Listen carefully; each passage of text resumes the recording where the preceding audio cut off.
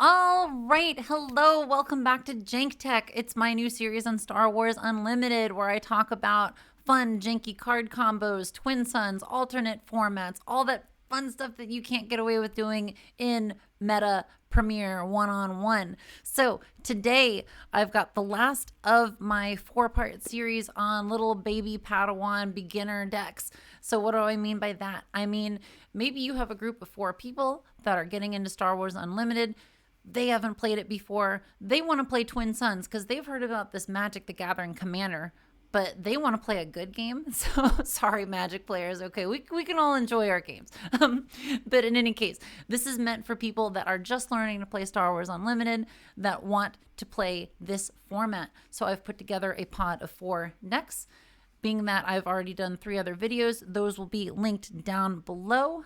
And you can go check those videos out too. I will have deck lists up on swupdx, and you'll be able to get those and build them at your leisure. So what have we got for deck number 4? It's my second hero deck. We have got Ahsoka, Boba Fett, and Remote Village. This is the hero version of Boba Fett, and we'll get into how these 2 leaders work with each other right now. Cool. So what have we got? We've got Ahsoka. She has the ability Coordinate. Action, attack with the unit. It gets +1/+0 for this attack. Coordinate means you have to have 3 or more units on the board. Boba Fett's ability, when you play a unit that has 1 or more keywords, you may exhaust this leader. If you do, give a friendly unit +1/+0 for this phase. So once we flip them, Ahsoka says, Coordinate, this unit gets +2/+0. So if we have 3 units in play, including Ahsoka, she swings for 5. Boba Fett, once Boba Fett flips over on 6 resources, each other friendly unit that has 1 or more keywords gets +1/+0. So it's important to recognize that a keyword is anything that has this red text on it here. So Coordinate is a keyword, Sentinel is a keyword, Saboteur is a keyword. Every single unit in this deck has a keyword on it. We made it easy, just like I did with my Tarkin Gar Saxon deck, where Tarkin likes things to be Imperials. Well, every single thing has a keyword, so we don't even have to think about it when we play it with Boba Fett. We can just say, I play a unit, I exhaust Boba Fett, I give one of my units +1/+0. So this deck, we are trying to build up our board, sort of like with the Han Obi-Wan deck, but we're not damaging our guys here. We are just trying to build a bunch of guys up that are hard to kill and then buff them with our leader abilities.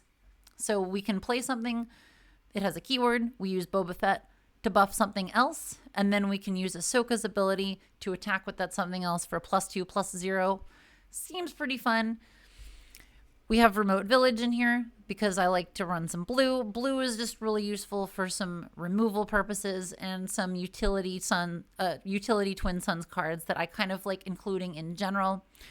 I feel like yellow didn't make it into these decks nearly as much as I would have liked, but I think cunning is an aspect that's a little bit less user-friendly right out of the gate because of the returning things to hand, because of the tricks that it has. I feel like the other colors are a little bit more straightforward for new players. Anyway, let's get into what's in the deck and why is it in there. So again, these are 50-card decks because with 50-card decks, we want the new players to feel like not completely overwhelmed by having to fish through everything. We want people to feel like they're starting to assemble an engine. We want people to start to see the point of the deck without trying to think, how do I go through it and find the things that I need? What are the cards that I don't need now? We can just kind of follow a regular cost curve and not have to hope that, oh my gosh, I need to figure out what to do now because all I have are endgame cards. As always, if you like these videos, and I am so glad that people have been watching them, please please subscribe. I want to keep making more of these. We got all kinds of great stuff planned. More 80-card Twin Suns decks. I'm going to do some videos on Jump to Lightspeed leader pairings because I haven't forgotten. March 7th is when Jump to Lightspeed comes out. We are deep into spoiler season. They've been spoiling so much stuff during the weekdays recently, and I want to talk about those. But first, I want to get all these learn to play decks out. So if anybody is just rearing and ready to go and to play some Twin Suns, well, I've got you covered at least we will have your 4 decks. You can let me know how it went if you tried playing these against each other. Okay, without further ado, let's get into it here. 332nd Stalwart. It's a 1/2. It has coordinate. This unit gets +1/+1. So I'm not going to repeat what coordinate does every single time. You want to control 3 or more units to turn coordinate on. We're going to have a lot of that in this deck. There is going to be a lot of the Ahsoka precon baked into this, but I feel like that was one of the starter decks that was a little bit, well, more of a deck. I think a lot of people were disappointed in the Grievous and the Moff Gideon starter decks in particular because of their inability to function well. I liked some of the ideas that were in them, but I think the Ahsoka one was a solid foundation to play off of, and I think Boba Fett was a good combo, and you're going to see why with all the coordinate, with all the keywords. So 332nd, it's just a little guy at first, but you get coordinate going, you can swing for more. It's going to be a good time. Cantina Braggart, keyword on this one is raid 2. So we used Cantina Braggart in, well, used in a lot of the decks. I think it's in 3 out of the 4 beginner decks that I made, and for good reason. This is a really good card to play in these low complexity decks. It's cheap resource wise, it's cheap real world money wise, and in this deck it works well because it's a 0/3 for 1 with raid 2, which means it has a keyword, which means that Boba Fett can use you playing this to buff something else. I think it is really cool. I think having all of these units sort of meshing together and helping each other out is a really cool feature of the way this deck works. Clone Deserter, it's a 2/3 with Restore 1, and it also has a bounty of draw a card. So the bounty in this case, we don't have too many of these because I didn't want to overwhelm new players with having to learn how bounty stuff works. I think that this one is a fine one to have in terms of it's not going to hurt you too much if someone claims the bounty on it. It's not going to be too confusing for people to be like, oh, well, when does this work? When? It's just the card explains it well enough. I don't think there's going to be any fringe situations arising in the 4 decks that I've put together here. But it's also important if a new player is building with the hero Boba Fett going forward, they know that they can include cards that just have a bounty on them, like the Stolen Land Speeder, like the like the cat that's yelling at me right now, like the Cartel Turncoat. You get my point. It's just sort of to train people that just because a keyword has a negative effect on you doesn't mean it doesn't count for Boba Fett's ability. And the Restore 1 is also nice. We got Moisture Farmer. It's a 0/4 with Restore 2. But guess what? We have Ahsoka. We have Boba Fett. We have ways of making the Moisture Farmer swing for 2. So that's pretty good considering you also get the Restore 2. It also has a big butt. First mention of the word butt in this video? I think so. Soldier of the 501st. It's raid 1, so it's got the keyword that we want. And it's cheap, enables us to turn coordinate on fairly early. Clone Heavy Gunner, it's a 1/3, but with coordinate, it becomes a 3/3. And with Ahsoka and Boba Fett, it can potentially swing for 5. That's very cool. Coruscant card. Am I pronouncing that right? I'm like, is it Coruscant? Coruscant? Somebody please correct me. Like type the pronunciation down here. I think that's the best way of doing it, right? Anyway, it's a 3/2 with coordinate ambush. Really useful for learning to use ambush to say, okay, so this guy is actually more of a removal card than a unit that I'm going to have out on the board most of the time. And I think it's important to teach new players that, especially since I haven't included a lot of yellow. I think yellow has a lot of ambush in it. So this isn't something that's going to come up a whole lot in these decks, but it is a good learning opportunity for a new player. Echo. Oh my gosh, this Echo.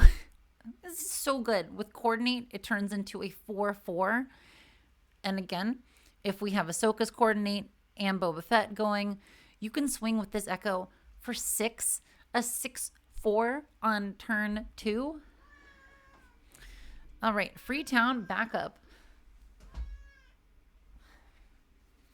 Freetown Backup is awesome. So it has a cool on-attack ability of give another friendly unit +2/+2 for the phase. And it has smuggle, which not only gives us flexibility in playing it whenever we want, but also counts as a keyword, which lets us turn Boba Fett's ability on. This guy is cheap, that we can get him on the board really early on. And with a little bit of setup, we can buff units even more. I think Freetown Backup is an excellent card in a green Boba Fett deck. We got Housecast Soldier. This is a saboteur. If you've watched any of my other videos, I feel like I go on and on about how good Sentinels are in Twin Suns. Anything that makes it harder for someone to attack you and easier for someone to attack others, well, you know what? You play the saboteur, you just get in there. You say, no, Sentinels, not today. I'm attacking whatever. And also, it's a keyword, so we can use it to buff something with Boba Fett. Ketsu Onyo, old friend, another saboteur, also hits for 3. But whenever she deals combat damage to a base, you may defeat and upgrade that costs 2 or less. So this is really good in a learn to play deck because they will hopefully realize upon playing this that it's not just upgrades like Ahsoka's lightsaber. It means shields. It means experience. Ketsu is such a solid pick for this deck. Hopefully we can get her protected enough to use her in a very aggressive way. Ryloth Militia. I think this is a slept on card that gives you excellent value early on. So it's a 2/3 with raid 1. Again, keyword, procs Boba Fett's ability. And if you can swing with this after buffing it with Boba Fett, once you've played another unit with the keyword on a subsequent turn, then you can swing for up to 5 with the Ryloth Militia, provided you can set it up. I think it's a pretty solid pick in here. All right, 41st Elite Core. Coordinate, it gets +0/+3. It just has a big old butt. You can use this buffed from your leaders in order to take out multiple enemy units over multiple turns. If it's a 3/6 that potentially swings for 4 or 5, you're talking about actually tangling with leaders with the 41st Elite Corps. These guys can take such a pounding provided you continuously beef them up with your leader abilities and keep coordinate turned on. Admiral Akbar, brilliant strategist. I kind of wanted to put this in my Han Obi-Wan budget deck as well. I think he's a great include in here. So restore 1, turns on Boba Fett's ability. And when played, you may deal damage to a unit equal to the number of units you control in its arena. Akbar is guaranteed going to ping something on the ground for 1, which isn't the most exciting. So you can kind of tailor, when do I play Akbar? How many units do I have where? What needs to take damage? Maybe I do a little bit of bartering with the other people at the table. Say, hey, I'm going to play Akbar. Who wants something removed and what are you willing to do for me? Admiral Yularen, he has restore 1. There's his keyword to turn on Boba Fett. And each other friendly hero unit gets +0/+1. Make everything a little bit beefier so we can use our units for removing other people's units, as well as make it harder for people to kill our own stuff. I think Admiral Yularen is really great in this context, and having the restore 1 is really nice. Anything to make damage on your base trickle rather than flow is always great. All right, Cassian Andor. I feel like I sung Cassian's praises in my deck with Han and Obi-Wan. He's great here too. I think any hero deck in Twin Suns with red should probably run Cassian. He's a 3/5 for 3, so he's got a pretty good stat line. He's got Smuggle, which gives you the flexibility to play him whenever you want. When you play him with Smuggle, you can ready him. And I think Smuggle... yeah, it just says when you play a unit, so I had to think about it for a moment. So you can still use Boba Fett's ability when you're playing Cassian from Smuggle, because you're just playing a unit with a keyword. Some units specify from your hand, like the Han Solo ability in the other video does specify playing units from your hand at a discount. So you can't use Han to smuggle something in for cheap. But in terms of turning on Boba Fett's ability, he only cares that the unit has a keyword. So whether you are playing Cassian from your hand or you are smuggling him, then either way, you can turn on Boba Fett. You can get the +1/+0 on one of your guys. even Cassian himself if you're smuggling in, which is just awesome. Echo Base Defender. It's a Sentinel. Sentinel's a keyword.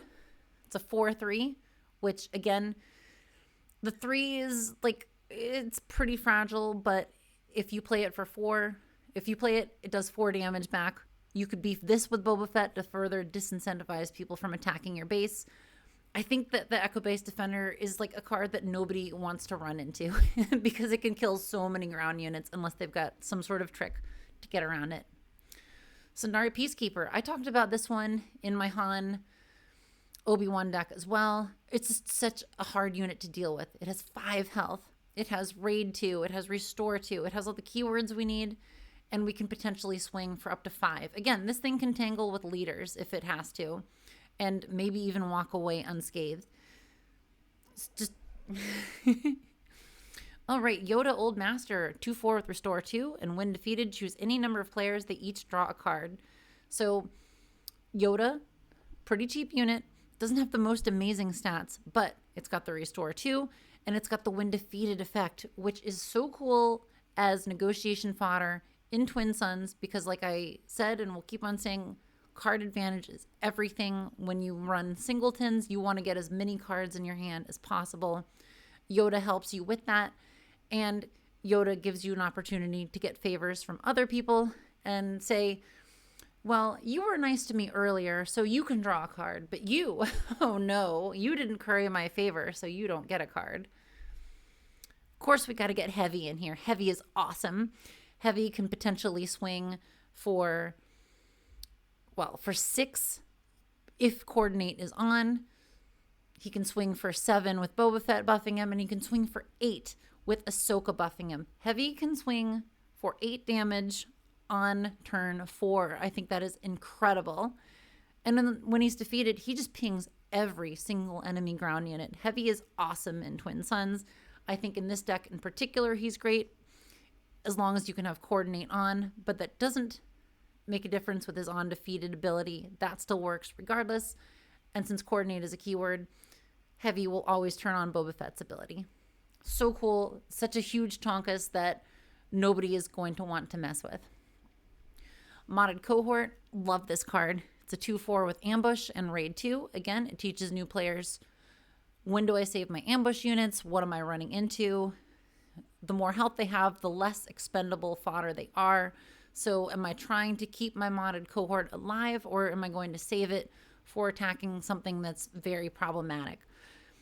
Something that has ambush is also useful for teaching people how to stack keywords.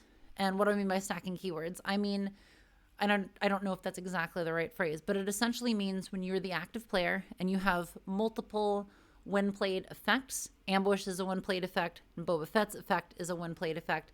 Which one does what? When do we use Boba Fett to give this the buff before ambushing it?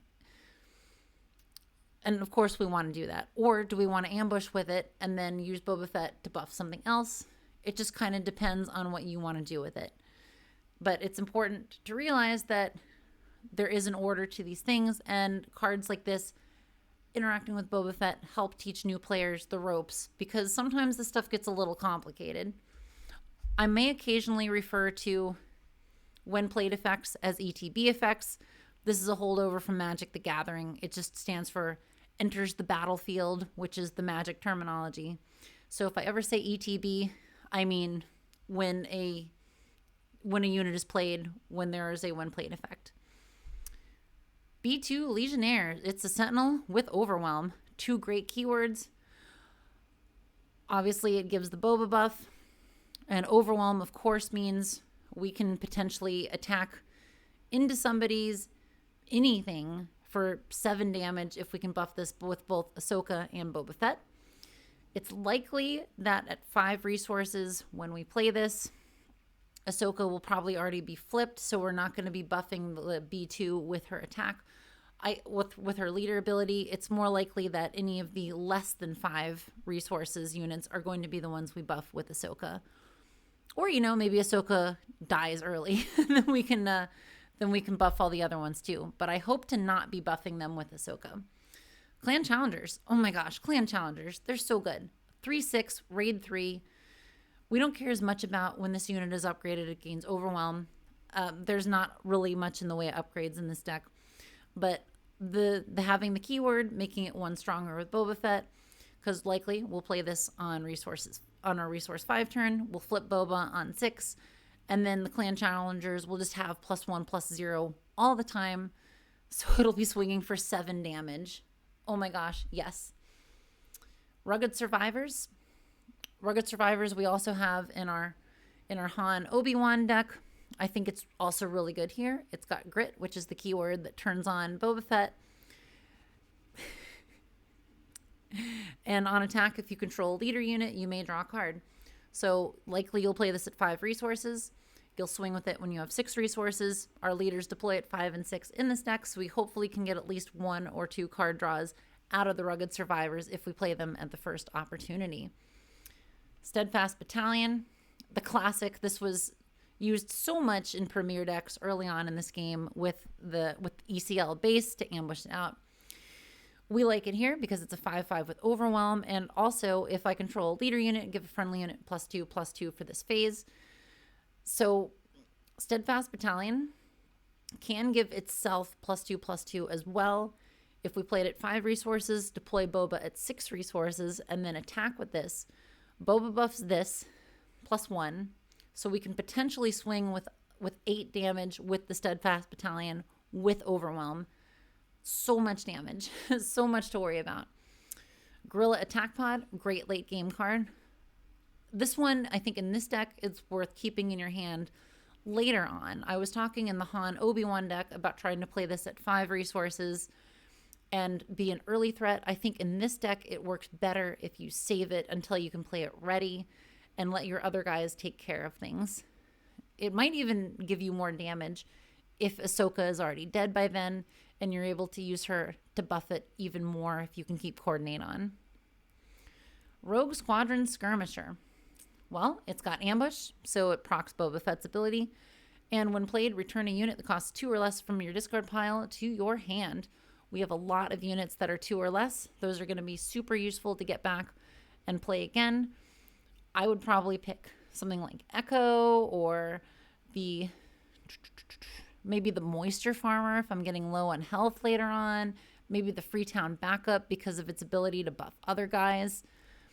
Just it gives you so much flexibility later on with being able to pull something out that was killed earlier on in the game. And then we've got Luminara Unduli. She's kind of like our big bomb in this game. She has Coordinate Grit. And as a 4/9, she's already pretty strong. Probably can swing for at least 5, maybe 6 if Ahsoka has died and is able to use her leader ability again. And then if you've got a lot of guys out, you can heal the damage from a base for each unit you control, which will hopefully be a few. Hopefully be at least 3 because we're hoping to have Coordinate on when she comes out. And again, this is good negotiation fodder. We don't have to choose our own base. We can choose somebody else's. I don't necessarily know why we would do that, but in some cases, it can prevent someone from winning the game on a particular turn, bring us into a next turn where we might be in a better position to win than the current round that we're on. I think Luminara is awesome. She's not too expensive in terms of rares, which is why she's in this deck as a late bomb instead of something like Luke, who, of course, Luke would be in a deck in this deck if it wasn't the budget version because he's got the restore, he's got the keyword, he's got the awesome ETB effect. ETB, I said it, that awesome when played effect. But I think Luminara still good even in a budget deck. All right, space units. We've got Green Squadron A-Wing. It's such a good hero unit. It's got raid 2, so we can use Boba Fett's ability with it. Just a good solid 3 damage or 4 damage or 5 damage in space, depending on if we have Coordinate online. And we've got Ahsoka's ability able to work. Restored Arc 170, Restore 1, great. That's our keyword. That means it can proc Boba Fett. I feel like I've said the phrase proc Boba Fett so many times with this deck, but you know, it's true every time. Concord Dawn Interceptors. Yes, this is a hero deck with blue. We're going to run Concord Dawn Interceptors. It is just a sentinel that no one wants to try to get by. A 3/4 in space. Maybe it's a 4/4 in space with Boba Fett's ability if we just want to make sure that nobody wants to attack into it. It's worth noting that Sentinels are a good potential target for buffing with Boba Fett the turn they come out if you think someone might try to attack into them to further disincentivize that someone from doing so. So it's a good thing for beginners to keep in mind too, that you don't just have to use Boba Fett's ability on a unit you're planning on attacking with. You can also use it on a unit that you're anticipating having to defend with. Twin Pod Cloud Car. It's a 2/2. The stats aren't great, but it has Restore 2, which is a pretty good keyword in this deck. And again, we can potentially swing for up to 4 with it if we have Coordinate and Boba Fett working for us. Bright Hope. Love Bright Hope. So it's got a Sentinel, so it can proc Boba Fett's ability. It's got a giant butt, so it's hard to get past it in space. And of course, we may return a friendly non-leader ground unit to owner's hand. If you do, draw a card. So what this also lets us do, because I have talked about in my Han Obi-Wan video, if something is damaged, great, I return it to my hand, I draw the card, awesome. If for some reason we don't have a viable unit to play on an upcoming turn and we want to make sure we can get the buff from Boba Fett, then we can just bring one of our units just so we can play it and get the Boba Fett buff on something. What would be the situation? Well, maybe you just have a bunch of events in your hand and you want to make sure that you can attack for more on your next turn. So this is a great opportunity for a new player to be like, oh yeah, well, I don't have the thing that lets me do my leader ability next turn, but if I play this card, then I will. So I think this is like a good way of teaching, trying to think turns ahead in this game and make the most out of what you have. Okay, the Kirach Heavy Fighter. It sounds like a Klingon word. I usually just call it the K Fighter. It's just easier that way. It's a 3/3 with Overwhelm, and this ability, on attack, you may exhaust another friendly unit. If you do, this unit gets +3/+0 for this attack. I love this. Maybe you just exhaust a Sentinel. Maybe you exhaust your Moisture Farmer.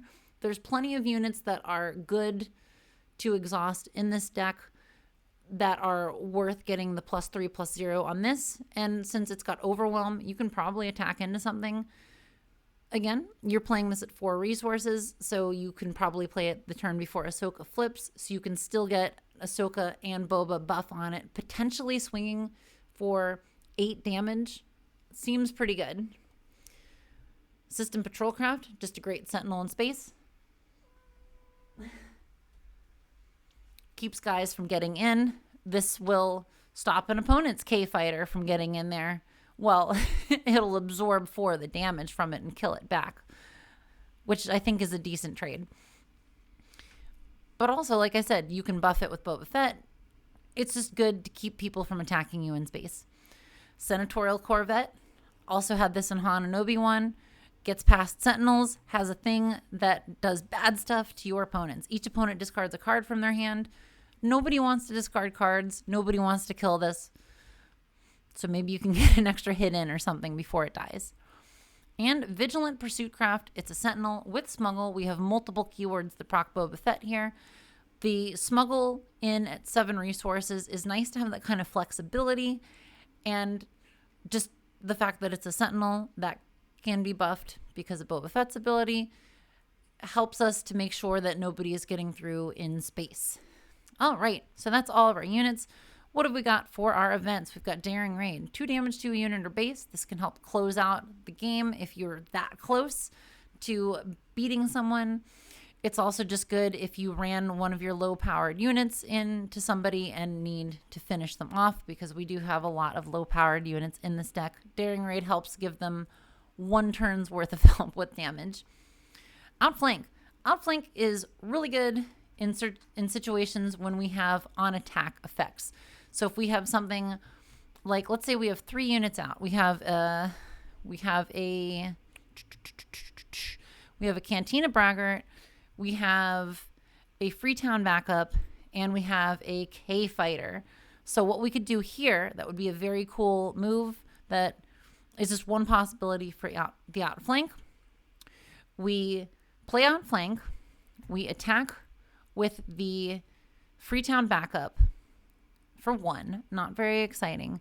We give the K-Fighter +2/+2 for the phase, and then the K-Fighter On attack, it attacks next. We exhaust another friendly unit. We'll exhaust our remaining unit that I mentioned earlier to get +3/+0. So this thing is swinging for a +5/+2.